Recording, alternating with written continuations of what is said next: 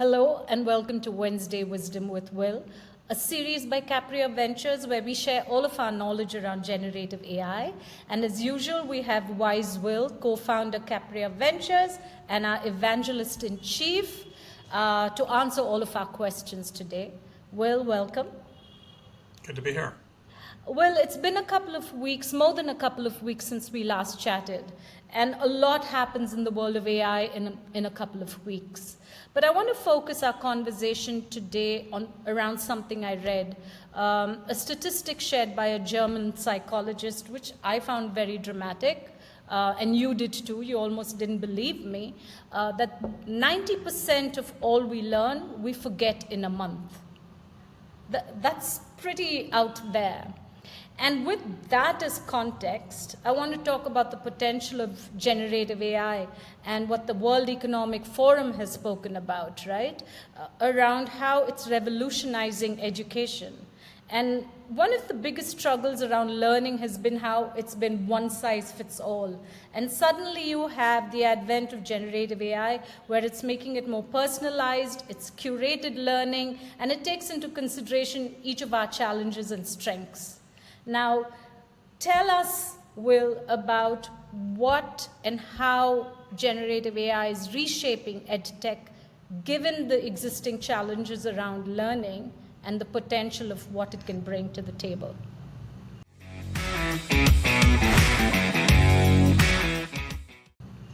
So as you know, I've been passionate about this subject for many, many years. I think going back to maybe 2003 or 4. But more interestingly, the world has been passionate about this topic from actually around when I was born. And I won't admit that on air, but you can go look it up. And there was a thing developed called Plato that ran on a mainframe. That's a computer that, in this case, was around the size of a small house and had 1/10,000th the power of an Apple Watch. And Plato stands for something, but it does 4 different things according to ChatGPT, which are pretty interesting. One is adaptive learning, right? Understand what the student knows, teach them what they don't know, don't teach them stuff they already know. Number 2, provide automatic feedback, right? Do that in an automated way so the teacher doesn't have to do it. Number 3, natural language processing, do it in English. And number 4, have expertise, expert systems. So interestingly enough, large language models can enable systems to be developed to do all of those things trivially. They can learn being adapted to the student, they can provide feedback, they can take the work off the load of the teacher to provide feedback and the like. Obviously they can do this not only in English but in virtually any language on the planet these days, and they have deep knowledge that are trained across math texts, physics texts, everything. So the world of education and automation, it's a little bit more things change the more they stay the same. And here we are back to literally the very first AI ever developed, which is called Plato, built on a mainframe many decades ago. So I'm excited to see the continuing renaissance in EdTech.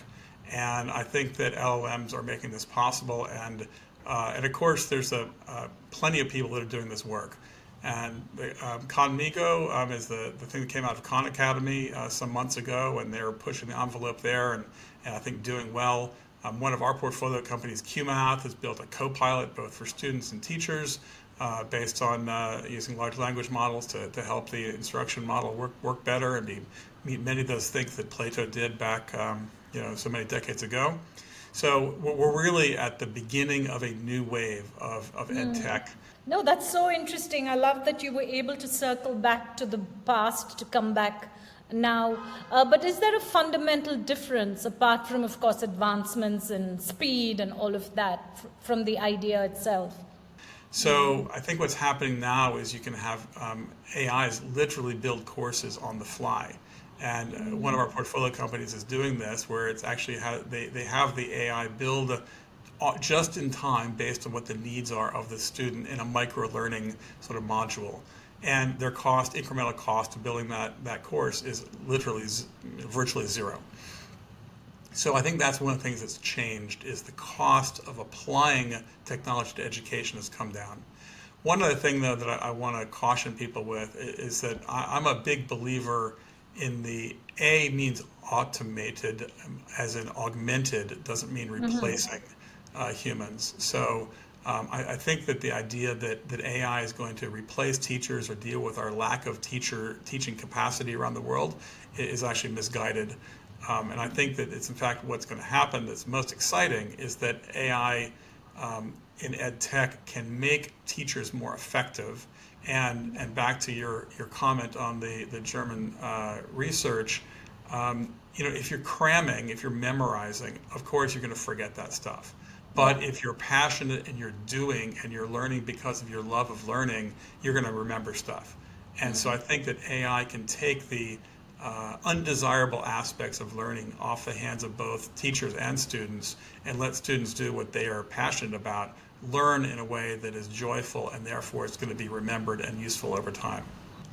I want to move to the next section because when we talk about the power of anything, human beings or AI, the responsible thing is to also talk about the challenges that come along with it. And with AI, one of the things that's most spoken about is data privacy, the access to some really personal information, even in the context of education. And something that's even more alarming is perpetuating biases. I think we do that well as human beings. It's just even more alarming if we have a co-pilot to do that X times more. How should founders of companies be thinking about the plus side as they navigate the challenges? Well, let's think about what the fundamental challenges are, and education is a great place to think about this because, for example, and also in employment, those are two, and we operate in those areas, globally, and see lots of founders that are working and providing solutions in both spaces. And one of the first things that I think needs to be there is transparency, is real clarity from the provider, the company that is using AI for example, for an admission program or for a job application program. You want to say, hey, we're using AI to read what you're doing, to take your application to process it. So you need to be transparent and upfront about that. And then I think if you look at the regulations that are happening, I think founders all have to be very clear about this. The regulations are coming up, and the regulations are looking for both accountability, and that's really important to them. They basically want to say you got to be transparent. You need to be able to audit what's happening, and if things aren't going well, you've got to be accountable for fixing them. So I think that as a founder, if you're going to be applying AI to education, think about, obviously, privacy. I think that's a no-brainer. It's been that way for a long time. I think everybody understands that. But now start to think about how you can be transparent, auditable, and accountable in how you use AI so that you can then look at all of the constituents that you serve, be they your customers, your students, and society, and make sure that you are operating in a way that people expect. And talking about businesses, Will, I want to move to the Global South, which is where we invest in. Still in this large frame of generative AI and education and ed tech. How is this going to reshape ed tech for the Global South? Well, I think it's literally happening as we speak, and it's happening because of the two key factors that we identified earlier, right? Is that people can now have access that didn't have access before, and the cost of giving them personalized educational experiences are lower than ever before and continue to go down. We've spoken a lot about the macro things. I want to now just zoom in a little to a micro focus and an innovative company using generative AI well. And one of those companies is Avigna. We had a happy exit from Avigna a couple months ago, a company that you've been impressed with right from the start, the founders and what they were building. Avigna, for those who don't know, is India's largest tech-led, on-demand work fulfillment platform. Well, what did you see in the beginning? when we first looked at Avigna?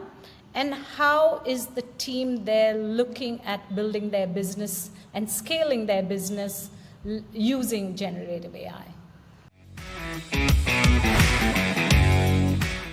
The first thing that they applied AI to was the onboarding of giggers. And again, if you've got 1 million people on your platform, a couple of them leave and a couple of them join probably every minute, right? And so doing that by hand, doing that without automation is incredibly complex or challenging operationally and not super cost effective. If AI can get in there and help you onboard and offboard and do the operational things that previously you're doing with humans, it's that much, your business is that much more cost effective and you can scale that much more quickly. So the onboarding of giggers, the taking an application, the matching of the applicant skills to the job at hand, that's an obvious application for AI, and Avigna was one of the first to do that kind of work at scale, and I think it served them well. And really what you're saying, while Avigna is a fabulous example and a company we're really proud of, generative AI is as much a tailwind for job tech as it is for ed tech. I totally believe that, and I mean it's a tailwind for many things. And as you know, I'm a glass half full sort of person, and so but job tech and ed tech are two big places. Health tech is also big. We've talked about that in previous videos, and I think overall it's also a tailwind for the global South. Thank you, Will. I enjoyed our conversation. And like you said at the very beginning, this is the very beginning. So we're going to have lots to catch up on. And we should try not to keep 4 weeks apart and come back to audiences sooner with more information. Never a dull moment in AI. So we got plenty of things to talk about. Never a dull moment. Thank you.